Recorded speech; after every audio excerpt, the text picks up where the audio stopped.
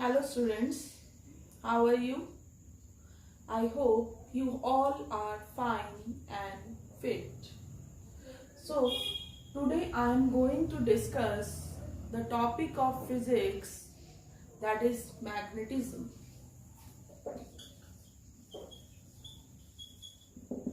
So what is the magnetism? Magnetism is phenomena of attracting. As you know that if we keep iron, nickel, steel, cobalt near the magnet and they get attracted towards the magnet, and that phenomena is called magnetism. So magnetism is a phenomena of attracting iron, nickel, steel, cobalt towards ore of the iron is called magnetism.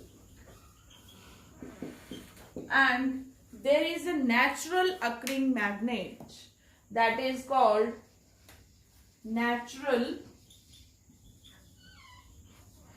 occurring magnet, that is iron ore, that is Fe3O4. It is called magnetite.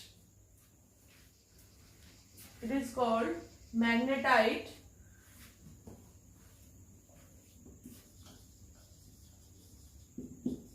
But there are some artificial magnets also, and the magnet which are made up of iron and steel, these are called artificial magnet. The magnet which are obtained from this iron, nickel, steel, that are called the artificial magnets. And there is natural occurring magnet which is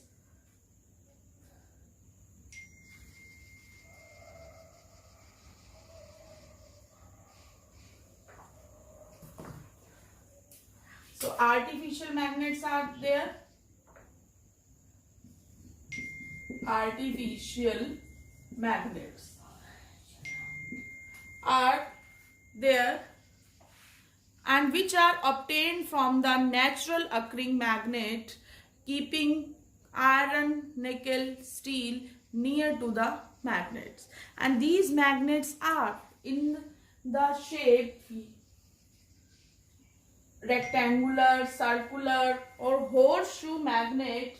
So these are the artificial magnet. Now I am telling the properties of the magnet.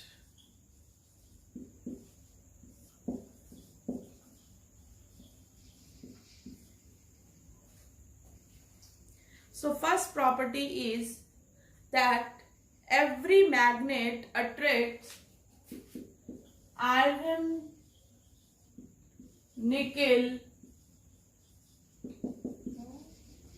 steel, cobalt. So it means magnet has attractive property. Second is that if we suspend a magnet through a thread, then it points towards the geographic north and geographic south, and the pole, the end of the magnet which point towards the geographic north is called north pole, and which point toward geographic south is called south pole. It means that every magnet has two poles that are north and south, but monopole never exists. Monopole never exists in nature. Means if we break a magnet into smaller pieces, then it again become a new magnet. that will also have two poles that are north and south pole. Okay, so it means every magnet has two poles, that is north pole and south pole. Next property is that like poles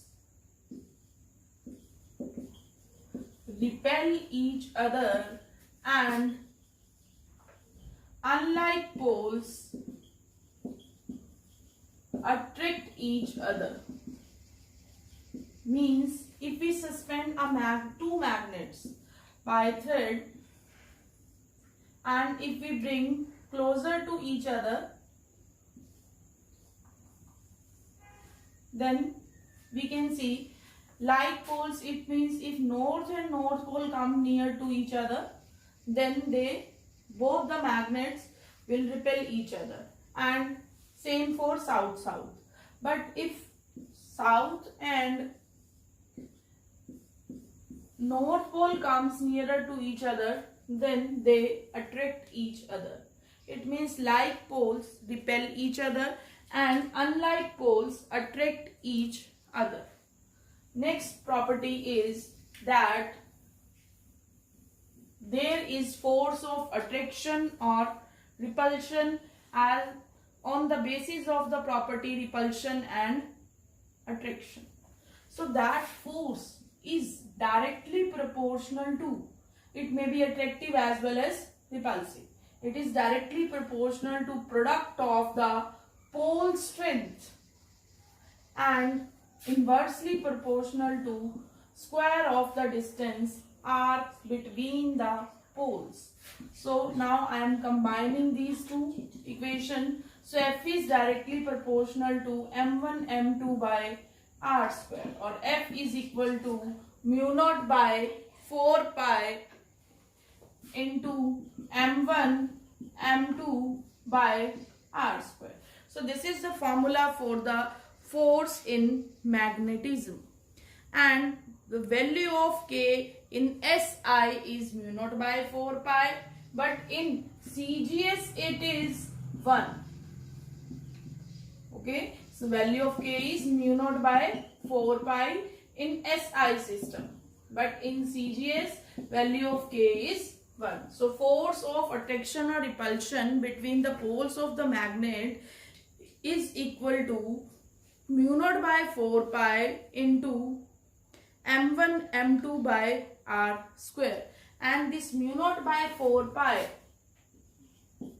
is equal to 10 raised to power minus 7 Weber per ampere per meter.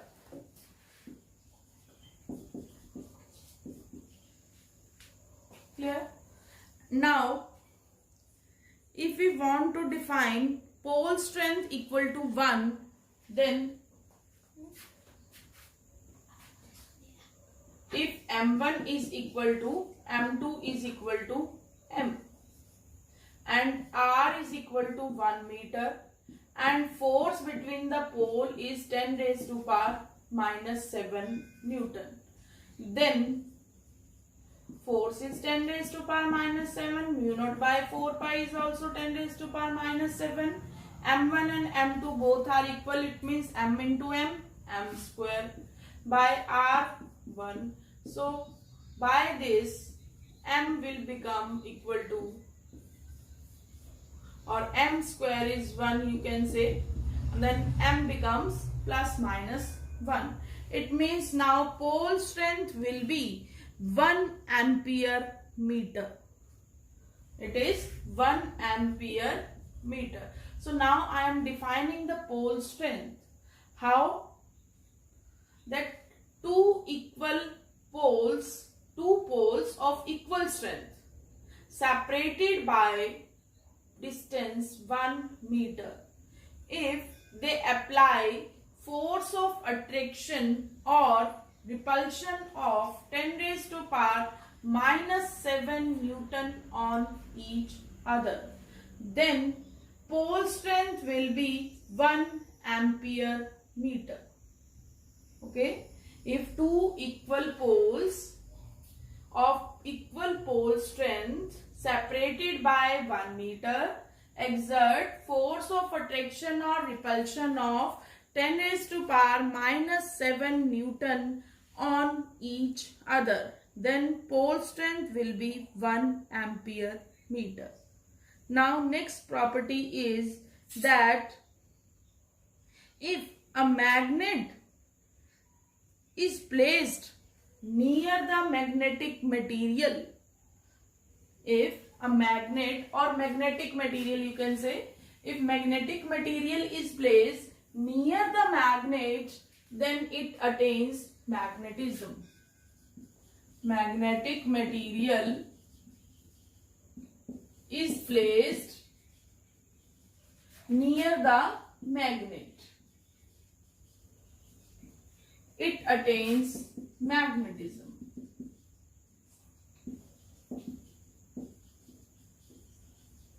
Like iron, nickel, etc.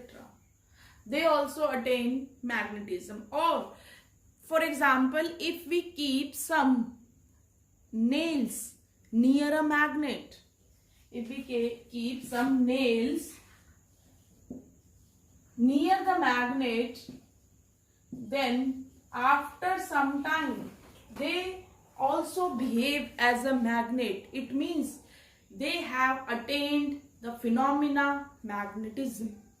Or if we keep some iron fillings near the magnet, then they also attain the phenomena of magnetism. And each magnet has two poles, that is north and south pole.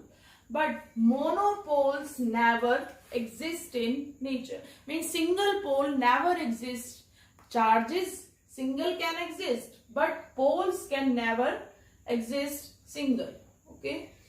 So, and if we break a magnet into smaller pieces, then it again becomes a new magnet having two poles, north pole and south pole. Now, I am telling about the magnetic field lines. Magnetic field lines. So what are the magnetic field lines? These are the path. These are the imaginary curve. It is an imaginary curve.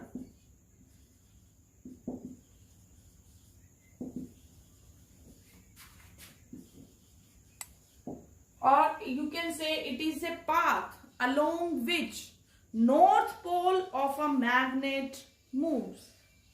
It is a path along which north pole of magnet move. North pole of a magnet moves.